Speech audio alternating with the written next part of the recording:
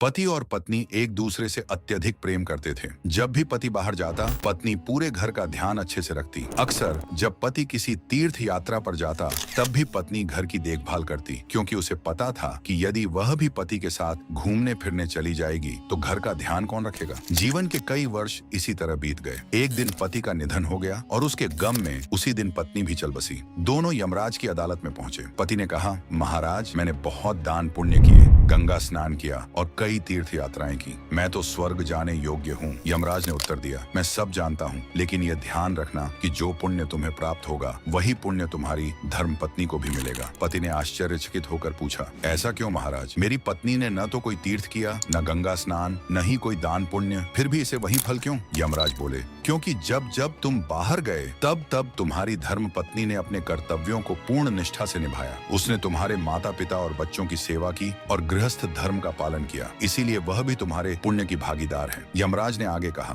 धर्म केवल तीर्थ यात्राएं करने या गंगा स्नान से ही नहीं मिलता, बल्कि अपने कर्तव्यों और जिम्मेदारियों को निस्वार्थ भाव से निभाने से भी प्राप्त होता है। तुम्हारी पत्नी ने अपने परिवार की सेवा को ही सबसे बड़ा तप माना और इसी कारण तुम दोनों को स्वर्ग में स्थान दिया जाता है। जाओ और अपने पुण्य का फल भोगो। बोलो राधे राधे।